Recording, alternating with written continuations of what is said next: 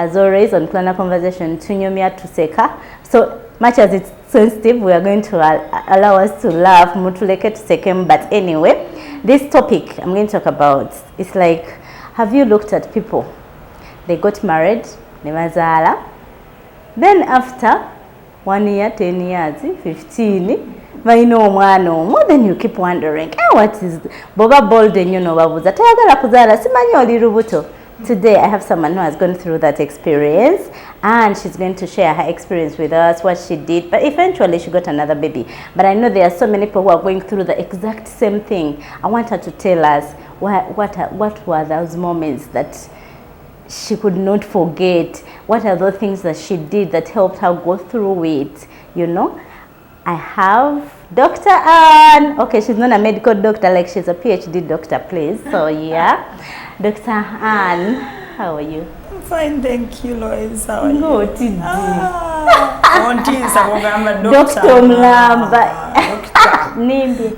Oli oketolimbye naye bwogamba dokita abantu bajja kulowooza ngenda kubajjanjaba ate nga sijjanjaba. Oli dokita wabi? Dokita wa bitabo, nsomye bitabo. Nanga that young age. Yeah. Which young age? Meanwhile, she's my childhood friend. So imagine, I'm also being having a doctor. So well, I'm not young, YouTubers. So introduce yourself. My viewers want to know you. My name is Anne Kapata Andama. Yes, I'm married. I've been married for the last 15 years. Wow, you don't look like you've been married for 15 years. Yeah, 15, but How I think has it been? I married when I was 25. Wow. Yeah, so 15 years. Oh my God. So how has been life in marriage?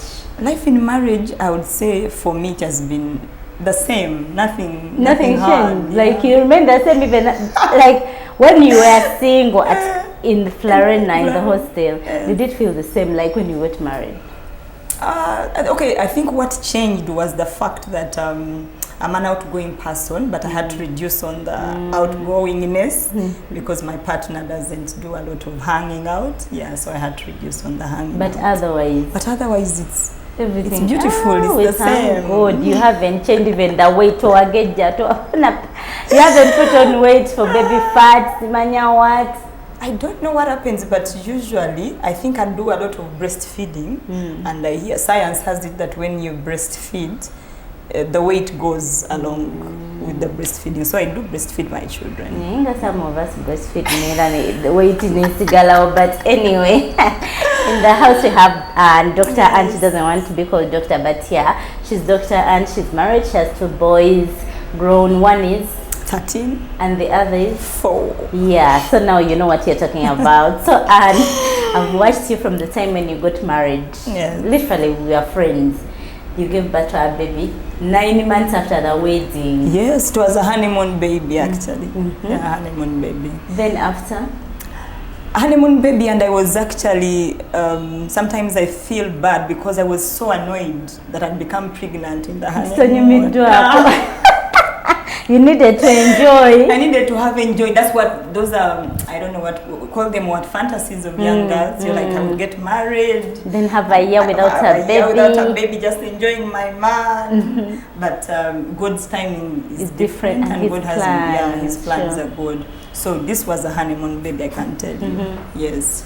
And I gave birth, like she says, exactly 9 months after the wedding. I was watching and counting.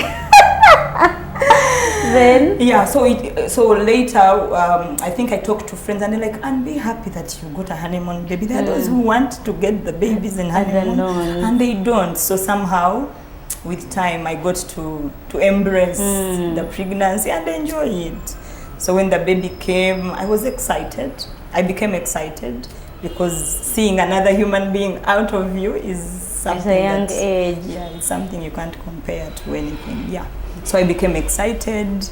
We had a few challenges. He was a little bit big, so we had challenges where he took long to do something like walking. Yeah, so every time I would be on, I think actually what made me lose weight, I would literally fast because I'm like, God, because he had like things that he was not doing things like other babies because he was expecting people by 6 months to sit, by 1 year to walk. His was not like that. So I did a lot of calling God. So I think maybe even that's where the weight maybe could have gone. So after he had grown and God had helped us, he walked, went to school. He's such a cute boy. Yeah, so he did grow up. Of course, it took his time, but he did grow up. So when I gave birth, I talked to my very good friend, I think she knows her, and told her, now that I've given birth, I want to take another 5 years. Without children. Because my target of taking 1 year before hadn't worked. So I'm like, now I'm going to take 5 years. So I started family planning. Which type? Injectable. I think I used, okay, not all types. I think I did, I wanted to be as natural as possible. So I was doing, I think I was using condoms, I think. and then sometimes when you forget, then you do the morning after and stuff like that. Though my friend later brought some tablets. In this whole conversation of I need 5 years, what was your husband saying? Was it his plan too? I think we didn't discuss it. We didn't talk about when do you want the next one. So we left it in the After all, you had a baby in the house. Yeah, so like, we left it in the shadow, Yeah, so I was saying I want to take 5 years because I felt like I needed to pay myself and feel good. So I started family planning to be able to not to have children. So when the 5 years elapsed, I stopped using. But you had used different methods, morning after, condoms, withdraw, injectable, like you had tried the whole place. Yes, apart from and I didn't do the injectables because in my mind I was like, these are artificial. Okay. So I've always wanted to sort of be natural. So I'm like, the condoms are natural. Sure. And then the morning after would just be when you're forgotten to, or when you didn't buy the condoms. But yeah, so I didn't do the injectables, I didn't do the coil, I didn't do any of those. So yeah. After 5 years? So after 5 years, I stopped family planning and I was like, okay, now I think I can have another child. And lo and behold, the child didn't come in the first year. So you're like, probably the family planning is still in the system. So 6 years let me give it time to wane off. So I give it time and it seemed not to be working. Why are you laughing about it? I'm laughing because it's funny. How you do not even expect it. Yeah, because and so many people who are watching this are going through exactly the same thing. So after 6 years, the baby wasn't coming. The baby wasn't coming. 7 years. So in my mind, I'm like, okay, let me go do a master's since the baby is not coming. Okay, so I started a master's in 2012. So you wanted like to do something. Do something, keep yourself busy so that you don't feel like you're waiting for the baby. Meanwhile, Mr. What was he saying? Mr. wasn't talking until like I think 7 years. When he said that, Anne, we need another child. I'm like, I also don't know. So he said, I want another child. Yes, so he says, we should have another child. And yes, even in my brain, I had said now 5 years as elapsed, I should have a child. Meanwhile, all your teammates are giving birth and now they have 2 or 3. Yeah, and yet it's shocking. Like I think I was among the first people to get married in the group. In the group, so we had a group of friends and I was the first to get married. So when the other girls married, they had 2 and I had only 1. So I'm like, was the community asking you what I'm waiting for? Did anyone ask? After when my husband said we should have a child 7 years later, the people started asking, including my in-laws, my sisters-in-law and my brothers-in-law. They're like, what's happening? Why aren't you having another child? I'm like, we are working on it. Yeah, so I would tell them. By that time, were you now getting stressed over it or you kept hoping?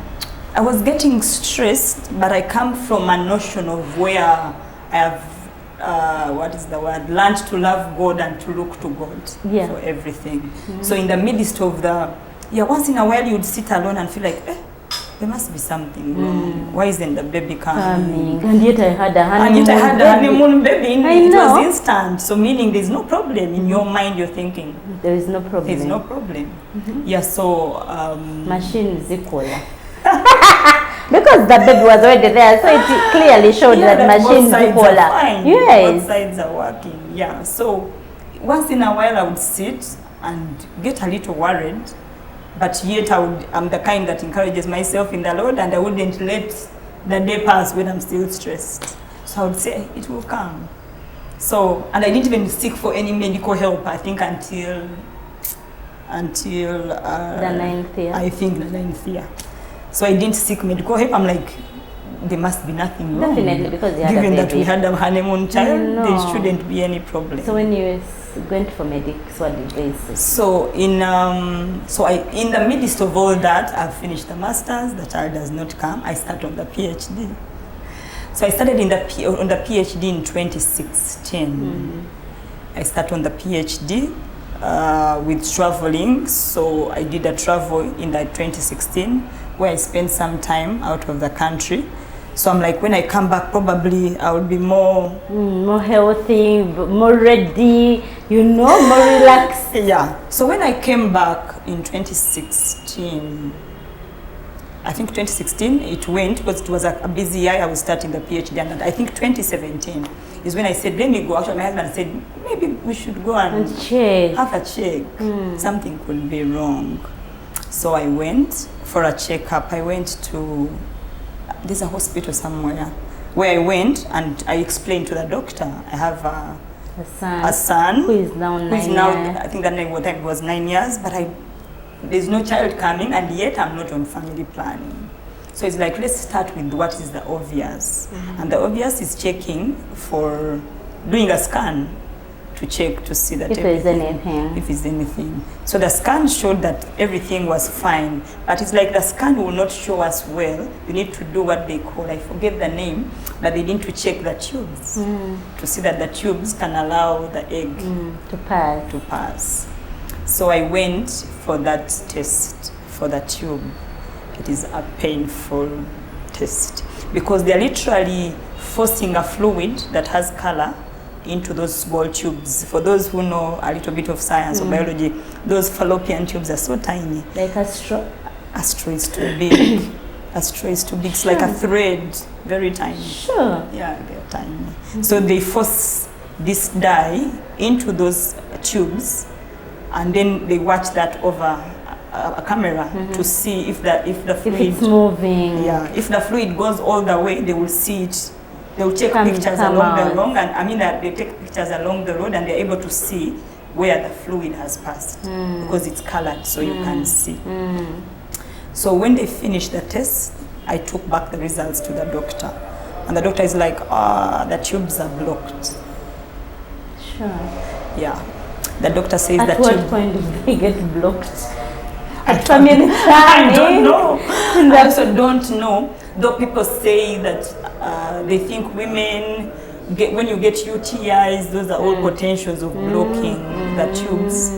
But I didn't get UTIs that much, so I'm not sure what blocked the tubes. But they were blocked anyway. But they were blocked. So we start the process of blocking. So he told me when I went to the doctor, he's like, there are two options. You can either keep flushing those tubes, like maybe monthly. You keep trying to force their liquid with an antibiotic to try and unblock whatever it is that has blocked and clean them. Or option two, you go for surgery. We open you up and see what we can do. So I get out of the hospital, but one thing I told the doctor, I don't even know where it came from, but I was so peaceful, and I told him, I believe that where the other child came from, this one should come without me having to go through the pain. But because you waited for 9 months. What keeps you going? What keeps me going? Like I've said, I have in me, I believe in God, and I have a lot of zeal, and I believe that this person who created the universe can do anything. Is there anything surely he can? So yeah. So that you didn't give the doctor a way of treating, or like you just walked out. Yeah, I told him, let me go consult the one that created that.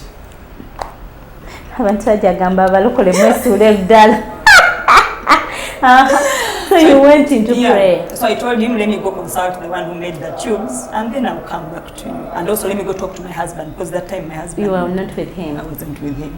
So sure, I went home and showed him the results. He's not medical, so he doesn't understand, but I explained and said, they've said the tubes are blocked, so the egg cannot come and be fertilized because it's blocked in there. So I told him the options that the doctor had given us, And I'm like, okay, which option would you want us to go for? And what did he say? It's like you're the medical person, so tell me which which one is better? So I want to go before God. So yeah, probably maybe the flushing would be, but the pain I'd gone through just for the test. You didn't want to go through the same pain again. No one wants to go through that pain. So you opted out on medical options. Yes. And went before God. Yes. Oh my God. And how was your journey with God? The journey with God. So when I opted out, I can't believe it. yeah, I didn't go because first of all I was fearing that pain that he had done for the tubes. So I was fearing that, and then knowing that these tubes are so small and sensitive, I was like, if you do surgery, you can mess them up for life. So I gave up on all that and told my husband, those things are both dangerous, so I'm going to try the option that I know best. Praying. And do praying. So I started on the journey Of praying and fasting. of praying and fasting. Yeah. And how did the journey? Yeah, it's not an easy one, definitely. So in the process of opting out and praying, did you try out any other thing? Oh, the other thing I tried was there's a woman they call, I don't know her name, who does Herbals. not herbals, but she says you make the body healthy by juicing it out. You juice out the body, like you try and reduce on carbohydrates And do juicing. Yeah, because they had said apart from the tubes being blocked, I had fibroids. Oh, you even had fibroids. Oh my God, I can't believe it. Yes, so they said apart from the tubes being blocked, you have, they call them fibroids, yeah. But they said it was only one. So they're like, that one is not a big problem, but now the tubes.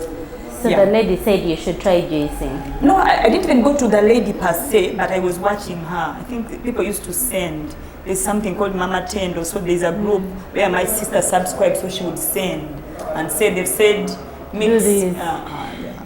So you do juicing? Yeah, I did juicing for 1 week. But I grew so small, my husband is like, I know. Tetija kola. If it's for the baby. But somehow I also feel your environment was kind of like relaxed. Like your in-laws were calm, your husband was not putting you on pressure.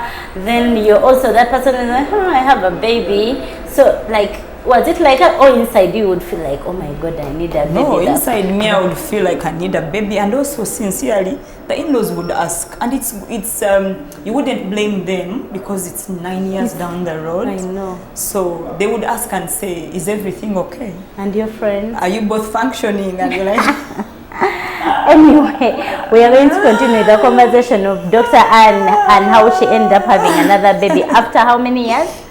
10 years. After 10 years of one baby, we'll be back.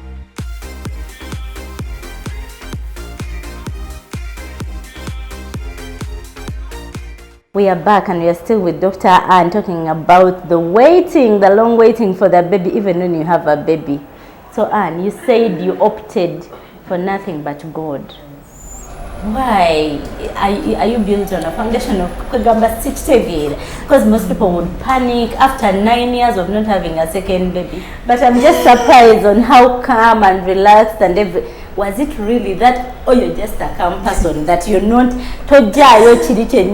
was it rough on you? Did it haunt you? Did you ever feel like, oh my God, I'm so frustrated, this is not working?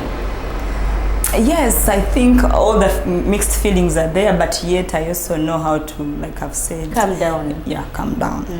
Yeah, so and also the issue was nali nekwasa PhD ngamba yabajagamba akyasoma because then I had started the PhD. The PhD. Yes, because I started the PhD.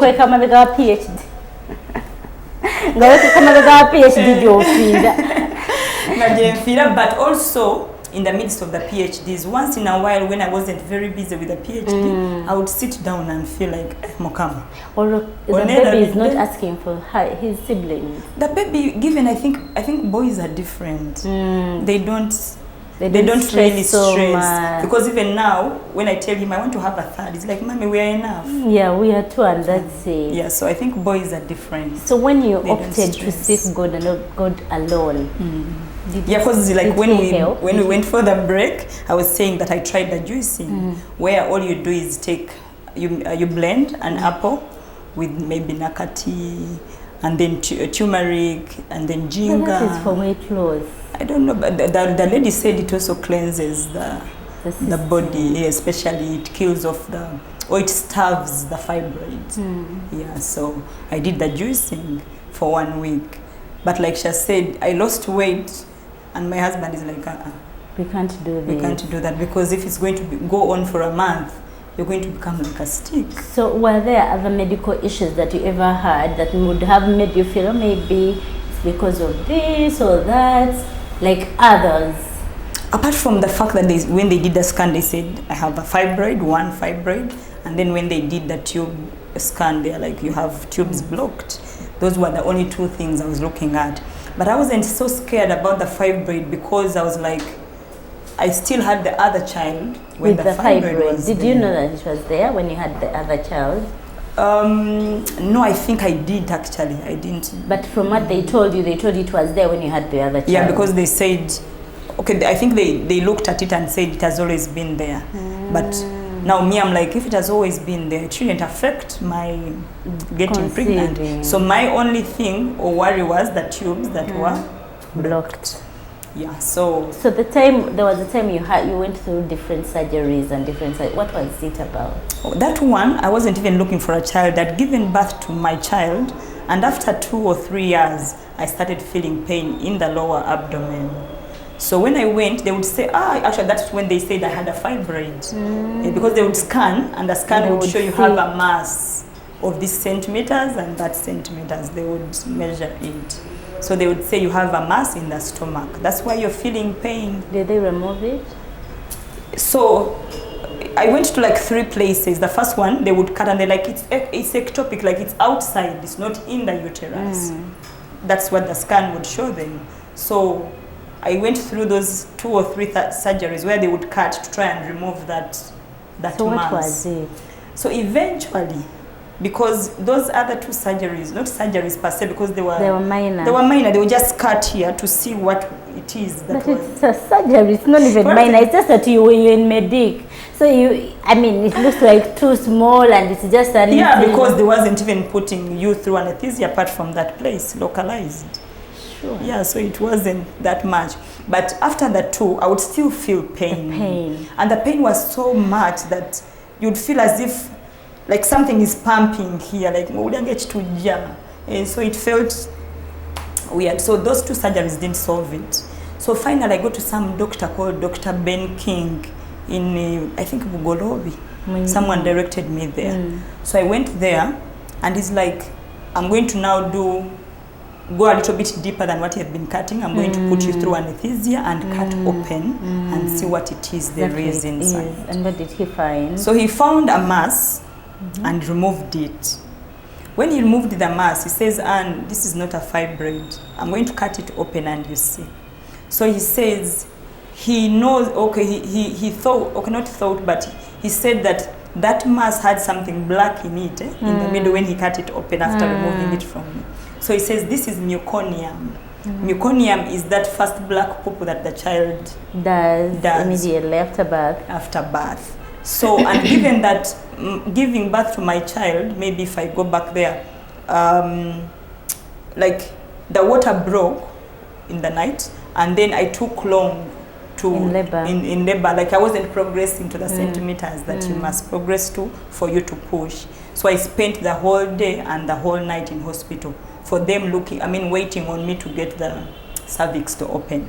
So the doctor, this one who did the surgery, said they took long, that the baby got tired and pooped in the stomach. So he says he was so shocked that after 5 years I was living with meconium in my body and I wasn't dead. So he said, you must have a bone. Yeah, because now this is a foreign body. This is a child's poo in your body. It's maybe a foreign the God you serve. Yeah. So that doctor removed it and the pain went. So didn't you ever think after, like, because at that time you are still in your 5 years of like, hey, I just want to be beautiful, enjoying my man and my marriage and our baby. Yeah. So after, in the years next, did you ever think that affected your childbirth? I never at one point. I'm just thinking about it now when you're talking, but in my search for a second child. I never thought that would have been, because the doctor told me this is outside, it's not in your uterus, so there's no way it can affect inside. It was between the layers, so it was outside between the uterus and the wall of the... Because I've had a conversation before, someone was saying on radio that once the baby leaves fecal matter in your stomach, you don't give birth again.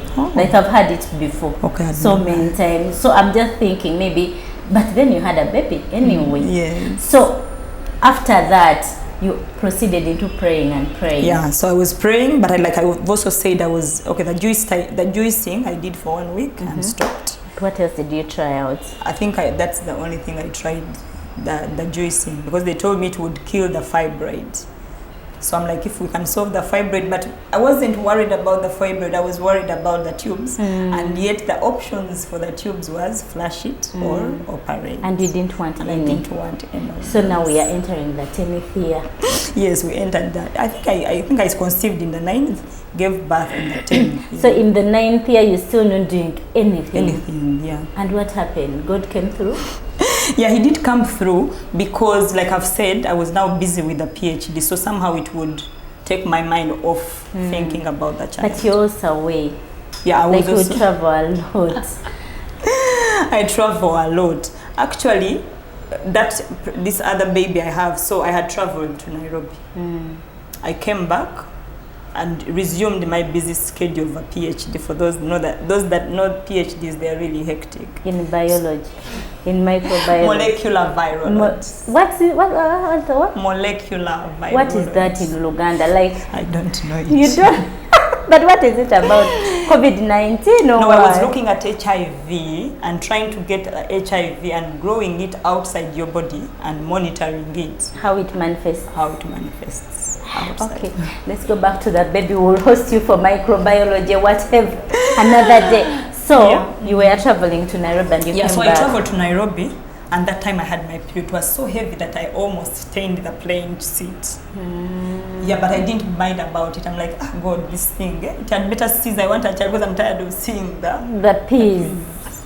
Yeah, but I went to Nairobi and so you had a very bad experience of peas, like it was too heavy. Yeah, usually they are not, but that time it was. So looking What do you mean it was? Like, describe how many, like, was it like you used like 10 pads in a day? Like, not really 10 pads, but you're using like 2 packets or 3 usually. Which is not your normal. Yeah. Okay, here's a bleeder, but now I can't explain, but this one was so heavy that, like, for example, they pick us at the airport, but at the airport you've gone and changed. And the journey from the airport to where we were going to sleep, to the hotel where we were going. So we arrive at Nairobi International Airport, and then the cab comes to pick us. So from the airport to where we are going to sleep is like a 45 minutes drive. But I stay in the car.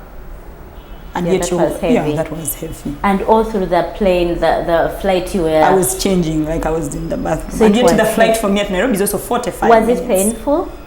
My periods don't pain, but they are heavy, but they don't pain. So after that experience of heavy... So after the heavy period, I come back home and I didn't think about it. I'm on my normal routine and stuff like that. So I don't know what happened, but I was feeling funny.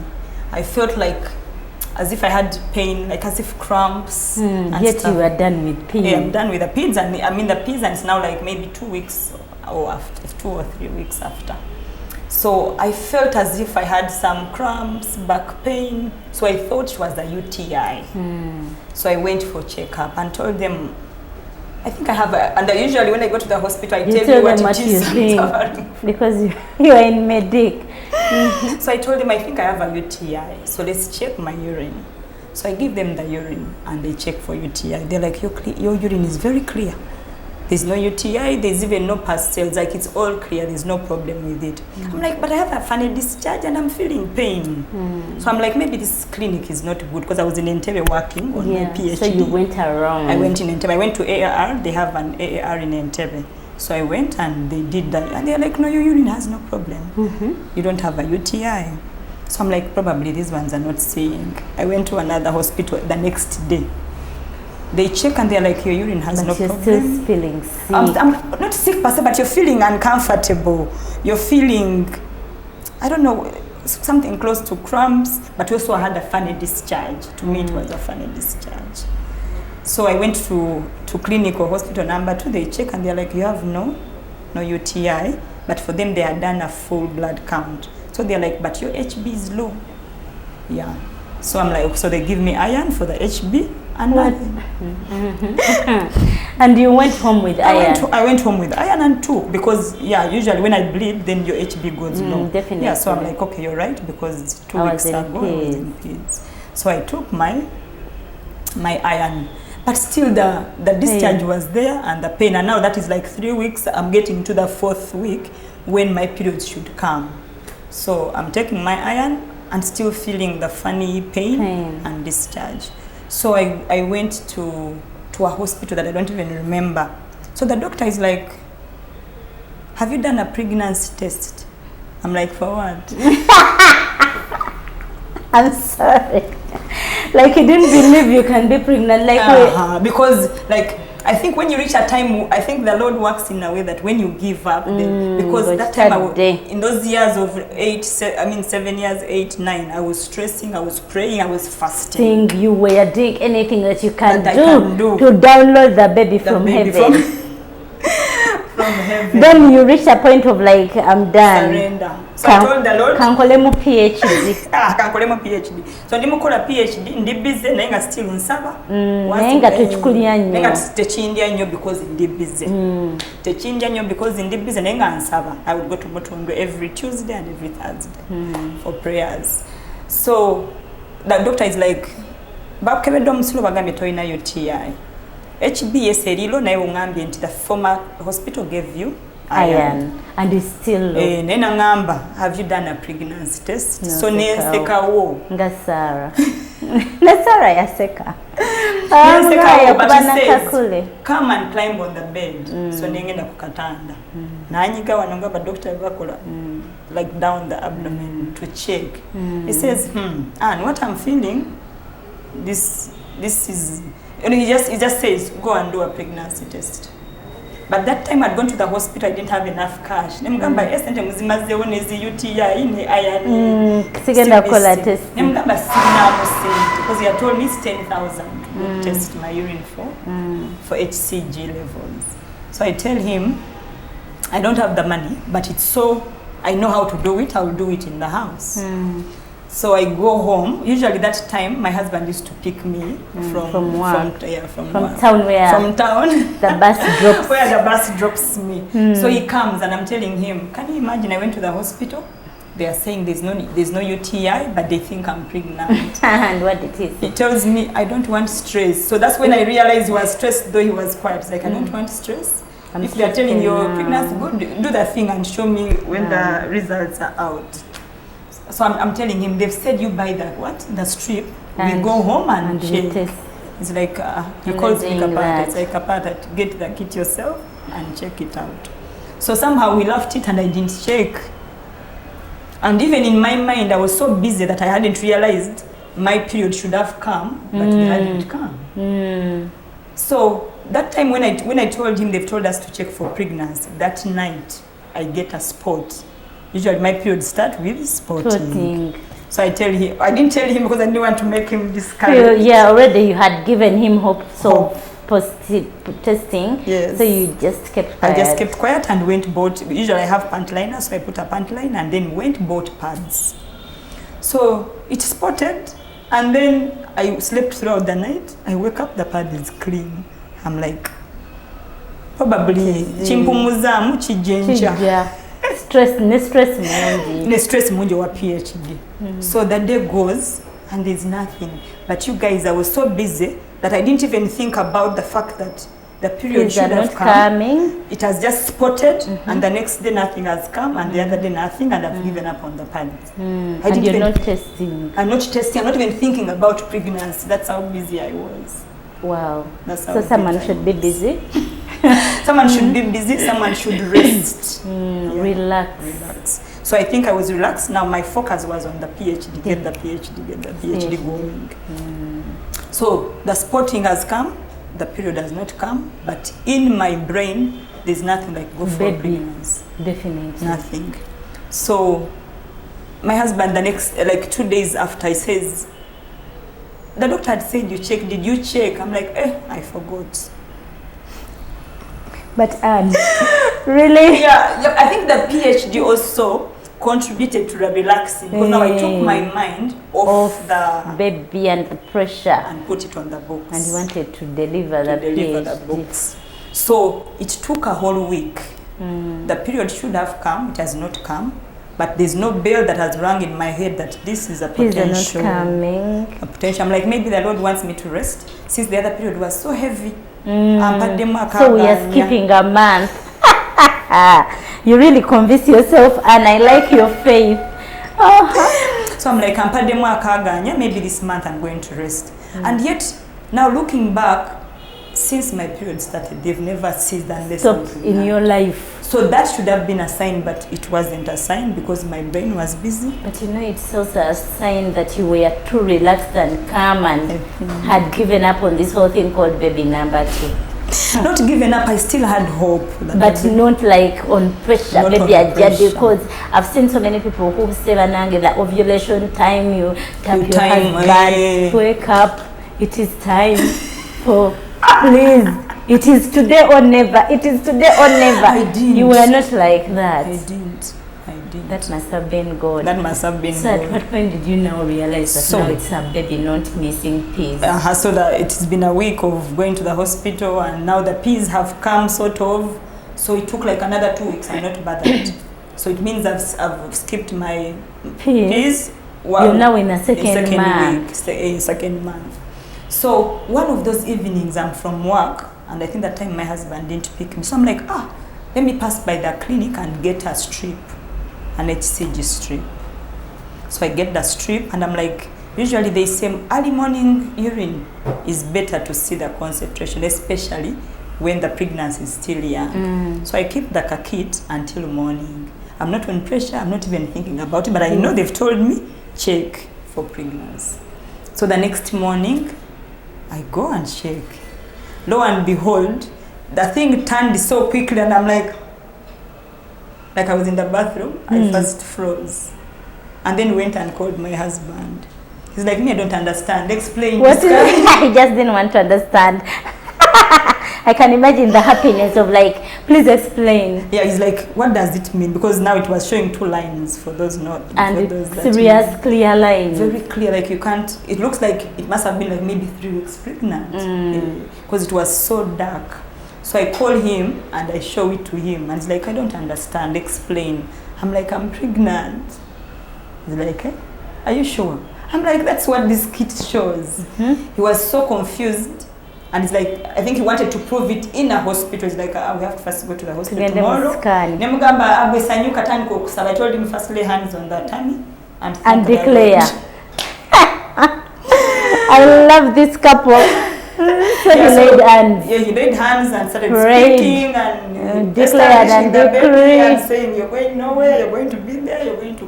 We are meeting you 9 months after. 9 months after.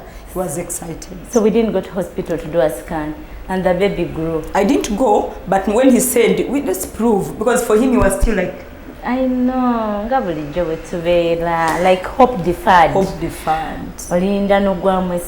Yes. So what would you advise people who have going through the same situation, especially the women? The women. Because your experience is a woman experience. I think, 2 things. One, we trust the Lord, because I believe that the Lord fearfully and wonderfully made this body, and there's a scripture that says, in Malachi, I think it says, he makes the woman's womb for godly seed.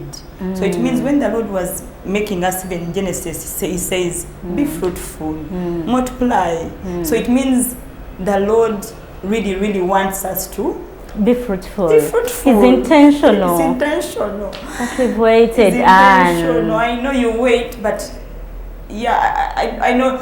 Okay, because there are people who, because I look at this thing in 2 angles. There are those who opt for the IVF, and I don't blame them. There's nothing wrong. And some people might say maybe you didn't have the money. Yeah, maybe also that. You didn't have the money for real. I didn't have really, you didn't have 10 million. It's not 10 million. It is 20. That thing is like 30 million. Sure. So you didn't have the money. Kale, there are those who don't have the money, rest in the Lord. Like Anne, who and others. Rest in the Lord. The rest. And the rest, they can try out the options of the IVF if you can. The pressure, your in-laws, your sisters, your mother, your husband. Banabami, after they get other women. Magamba, me, I want children. I'm getting old. That's why I'm saying, bottom line, you go back to the Lord, who made the husband and who made it, and is all knowing. So I'm thinking we should do all those things, but yet in the closet, when you go back home, you come and say, Lord, go like that closet moment. Yes, the closet moment is painful, yes, but you tell the Lord you made the uterus. Was it just for show? Was it for decoration? Or you made the uterus to be able to bear children? And keep trusting. And keep trusting God. But it's not easy, but it's not easy, but it's worth it. But also you say that you got busy. Yes. And because the busyness sort of helps you put your mind off this thing. Because there's a way, I don't know whether it's natural, when you're looking for something and that's what you want, it doesn't come. I know, but when you chill and you're like, you know what, I'm done, you will find me. It comes.